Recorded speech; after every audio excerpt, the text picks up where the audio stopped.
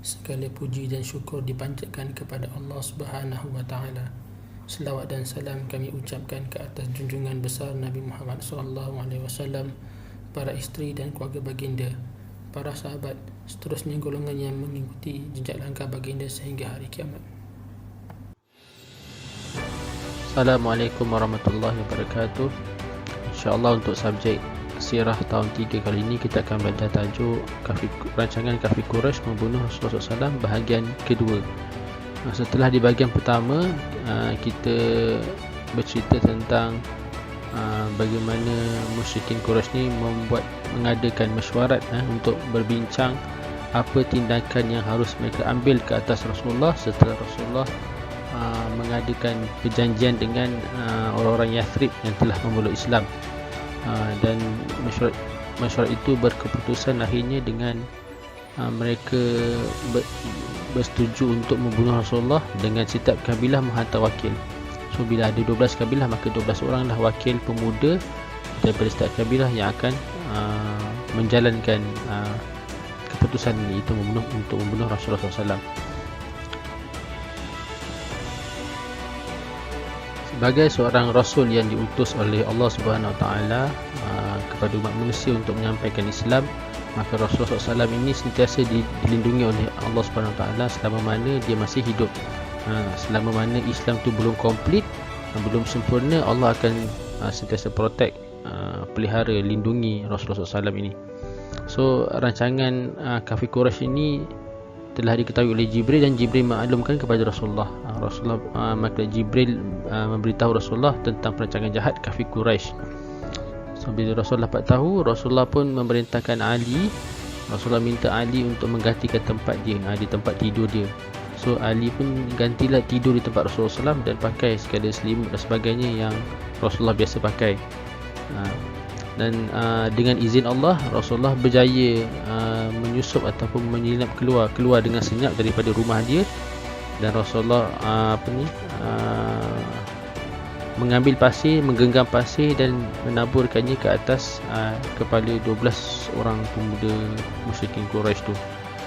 Dan sambil ditaburkan tu, Rasulullah baca ayat ke-9 surah Yasin, yang mana maksudnya, dan kami jadikan di hadapan mereka dinding, dan di belakang mereka juga dinding ataupun pemisah, dan kami tutup mata mereka sehingga mereka tidak dapat melihat. Bila Rasulullah tabur dan bacakan ayat 9 surah Yasin ni, pemuda-pemuda Quraisy ini tidak nampak ataupun tidak perasan Rasulullah keluar. Rasulullah lalu di samping mereka. Mereka tak perasan Rasulullah dapat keluar dengan tanpa dihalang oleh mereka. Lepas tu Rasulullah pergi ke rumah Abu Bakar As-Siddiq radhiyallahu anhu. Yang mana Abu Bakar sebenarnya sebelum ni Abu Bakar pernah minta izin pada Rasulullah untuk pergi berhijrah ke Yathrib.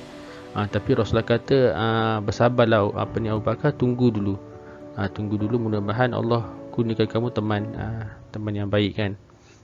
So bila Rasulullah pergi ke rumah Abu Bakar ni, Rasulullah pun bagi tahu dia, aku telah diizinkan untuk berhijrah. Bila Abu Bakar dengar tu, Abu Bakar gembiralah. Maknanya Abu Bakar faham sekarang Rasulullah tak bagi dia pergi dulu, tak bagi dia pergi berhijrah dulu, sebab Rasulullah nak jadikan dia, Abu Bakar ni, teman untuk berhijrah dengan dia sekali. So apa yang mereka buat ialah mereka tidak terus pergi ke Madinah, tetapi mereka berlindung ataupun menyorok terlebih dahulu di Gua Thur. Di Gua Thur mereka menyorok di situ lebih kurang 3 hari. Dan selama mereka berada di situ, keluarga Abu Bakar ni membantu mereka dari segi menyediakan bekalan makanan dan sebagainya. Antaranya anak Abu Bakar, itu Abdullah bin Abu Bakar, ditugaskan untuk mendengar segala berita di kalangan musyrikin Quraisy, kemudian sampaikan kepada Rasulullah. Dia dengar-dengar, dicuri dengar, lepas tu disampaikan kepada Rasulullah, macam pengintip lah. Kemudian hamba Abu Bakar, itu Amir bin Fuhairah, dia bawa kambing kepada ke Gua Thur.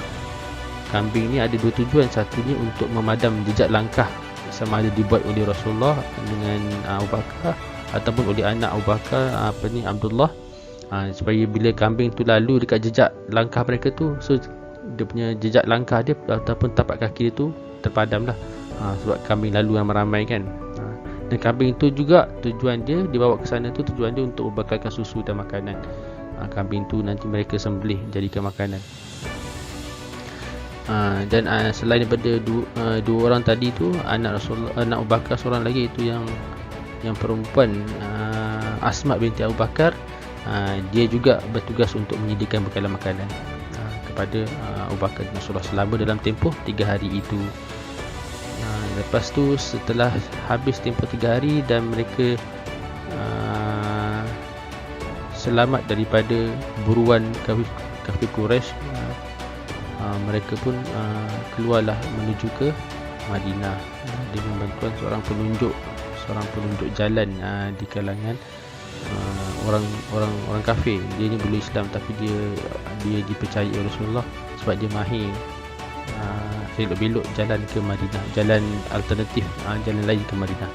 Dia tak lalu jalan yang biasa orang lalu jalan lain, dan jalan yang jauh sikit supaya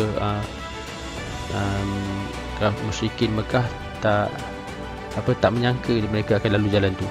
So dia tak kejar situ. Okay, setakat ini saja untuk bahagian kedua rancangan kafir Quraisy membunuh Rasulullah SAW, mana rancangan itu gagal dan akhirnya Rasulullah berjaya berhijrah ke Yathrib bersama Abu Bakar As-Siddiq. Wallahu a'lam bisawab. Assalamualaikum warahmatullahi wabarakatuh.